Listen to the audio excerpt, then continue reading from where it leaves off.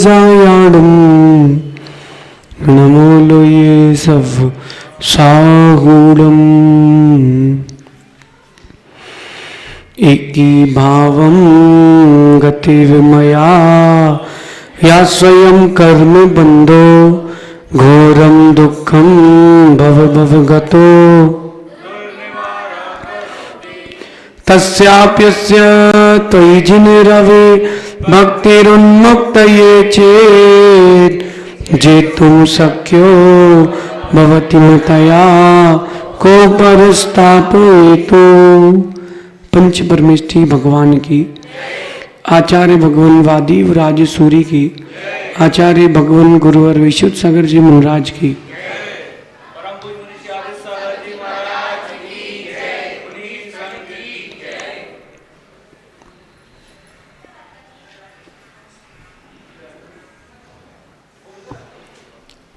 यहाँ हम सभी आचार्य भगवान वादीवराज द्वारा रचित जिन स्तोत्र एक ही भाव स्तोत्र का अध्ययन कर रहे हैं। इस स्तोत्र की विशेष बात यह है कि यहाँ किसी तीर्थंकर विशेष को, केवली विशेष को नमस्कार नहीं किया। ये जिनेंद्र भगवान की भक्ति के ऊपर रचित स्तोत्र है और बड़े से बड़ा कर्म भी इस स्तोत्र के पठन पाठन से क्षय को प्राप्त होता है। पंडित जी, जीवन में पाप होना बड़ी बात नहीं, पाप छोड़ना बड़ी बात है। गलती होना कोई बड़ी बात नहीं, मनुष्य है वो तो होती रहती है। गलती को छोड़ना बड़ी बात है। व्यक्ति को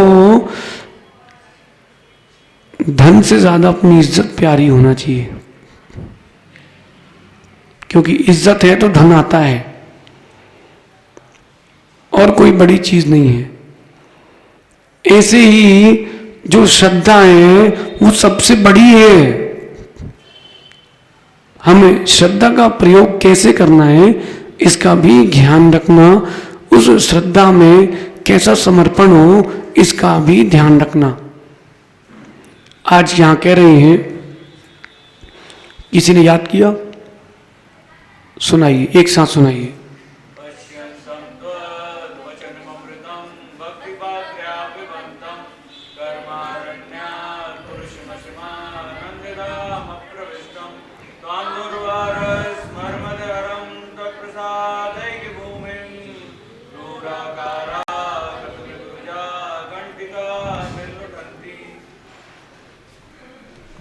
आज कह रहे हैं भगवान से कि आपका संसर्ग है, इसीलिए पूज्यता अपूज्यता है। लो पंडित जी, एक और ले लो। आपका संसर्ग है तो पूज्यता अपूज्यता है। आपका संसर्ग नहीं होता तो कौन पूजता? पत्थर को कौन भगवान मानता है? पत्थर को कौन भगवान मानता है? लेकिन भगवान आपका सन्निकट है इसलिए पूज्य है। इस पाटे पर हम बैठे हैं तो पूजता है, नहीं तो इस पर भी जब हम नहीं बैठते हैं तो इसी पे चढ़ के लोग यहां ये लगाते हैं।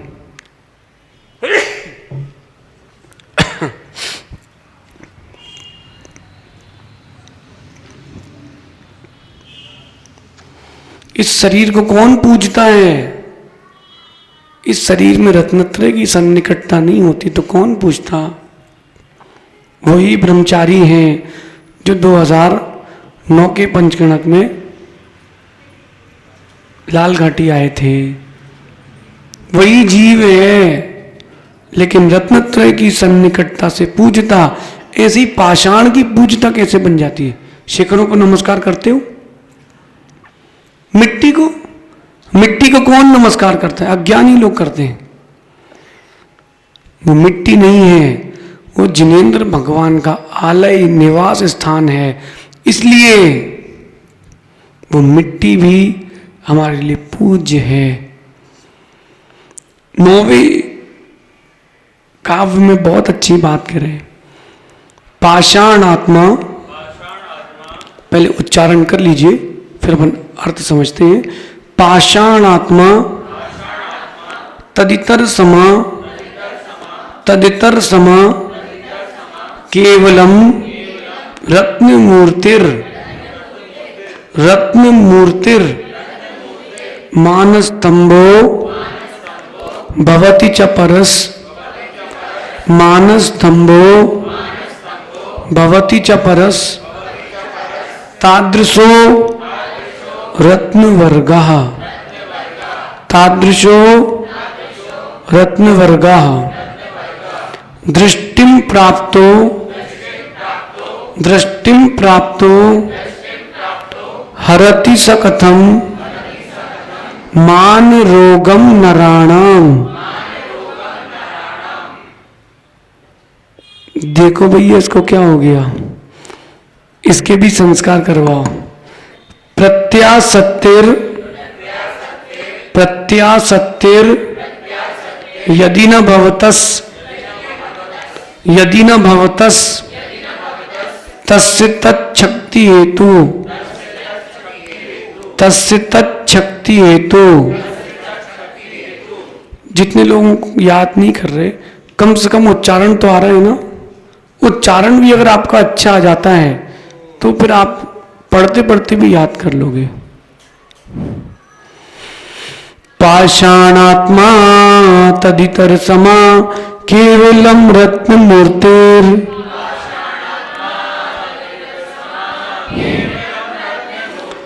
मानस्तंभो भवति च परस तादृशो रत्नवर्गः।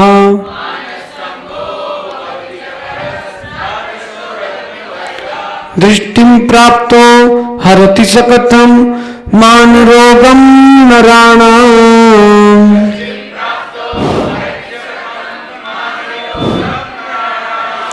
प्रत्यासत्तेर्यदि न भवतस तस्य तच्छक्ति हेतु।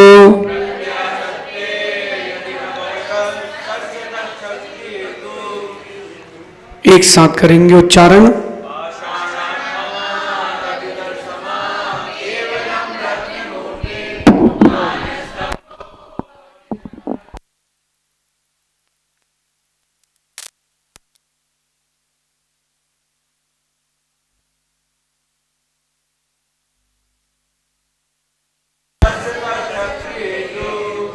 जितनी शांति से आप पढ़ोगे उतना आनंद आएगा।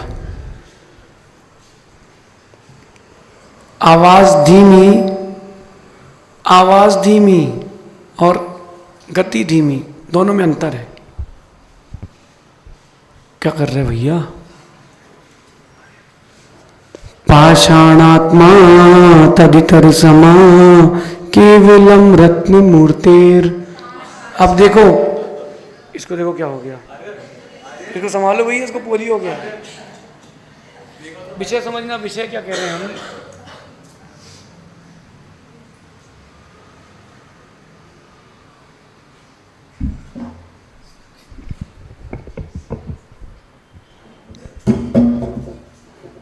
विषय क्या कह रहे हैं, विषय समझना,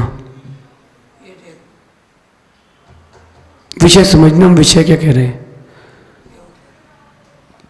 पढ़ने की गति, स्तोत्र पढ़ने की गति उसके छंद के अनुरूप हो। पाषाणात्मा तदितर समा केवलम रत्न मूर्तेर मानस्तंभा भवति परस तादृशो रत्न वर्गा। तो कुछ सब बह गया। नहीं नहीं, शांति से ऐसे पढ़ो कि आपको भी लगे और जो सुन रहा है उसको भी लगे कि हाँ कुछ चल रहा है। क्या कह रहे हैं? पाषाणात्मा तदितर समा केवलम रत्न मूर्तिर मानस्तंभा। हे भगवान, पत्थर रूप मानस्तंभ दूसरे पत्थरों के ही समान है। एक मानस्तंभ बना है भगवान के सम्मोचन के बाहर। वो मानस्तंभ किसका है? पाषाण, पत्थर का ही तो है। और जो अन्य पत्थर वहां जमीन में पड़े हुए हैं वो क्या है? पत्थर। तो मानस्तंभ में और सामान्य पत्थर में कोई अंतर नहीं, दोनों ही पत्थर हैं। दोनों ही क्या है? पत्थर है। हे भगवान, मानस्तंभ पत्थर दूसरे पत्थरों के ही समान है, सिर्फ इतना ही अंतर है कि वो रत्नमयी है। जो आपके समो शरण में मानस्तंभ लगा है वो रत्नों का है, इतने अंतर है, लेकिन है तो वो भी पत्थर ही। परंतु दूसरे रत्नों का समूह भी वैसा ही है। चलो आप कह लो कि रत्नों का है, तो दूसरे रत्नों का समूह भी वैसा ही है। तो पाषाण, तो उस मानस्तंभ में विशेषता क्या है? ऐसा होने पर भी, यद्यपि वो मानस्तंभ रत्नों का है, पत्थर का है, ऐसा होने पर भी यदि उस मानस्तंभ की वैसी शक्ति में कारण स्वरूप आपकी निकटता ना होती, भगवान पत्थर ही है, वो रत्न ही है, लेकिन आपकी निकटता ना होती, तो वह मानस्तंभ देखने मात्र से ही मनुष्य के मान को, अहंकार को, यानी मान को, अहंकार रूपी रोगों को कैसे हर सकता था? मानस्तंभ की विशेषता किससे है? भगवान से है। ये जो हम स्तोत्र पढ़ रहे हैं, इसमें शब्द लिखे हैं, व्याकरण से छंद बना हुआ है, व्याकरण से शब्द सिद्ध है और छंद बना हुआ है। यही शब्द तो हम सामान्य से प्रयोग करते हैं। बेटा पत्थर ले आओ उठा के, सो ले आया, बेटा वहां रख दो, सो रख दिया।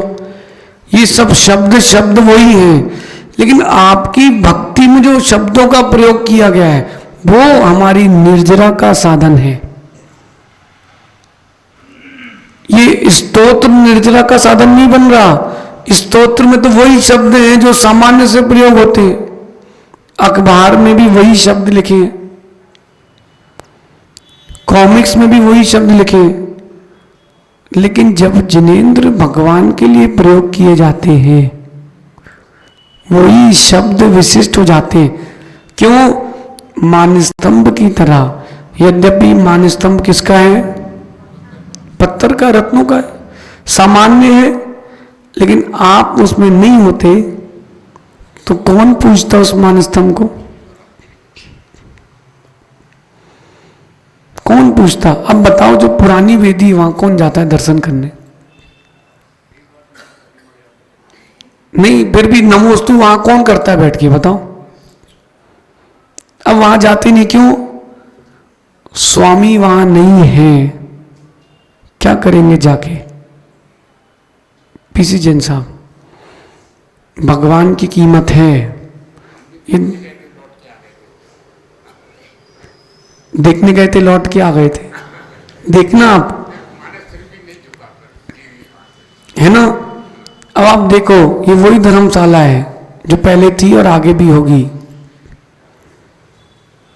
आगे भी ये धर्मशाला रहेगी, लेकिन आप लोग ऐसे नहीं आओगे। हाँ, आओगे तो ये स्मृति जरूर रहेगी कि महाराज जी यहाँ बैठते थे, यहाँ क्लास चलती थी, यहाँ प्रवचन होते थे, आहार पर निकलते थे, हमारे यहाँ पढ़ गए थे तो यहाँ खड़े होके पढ़ गए थे।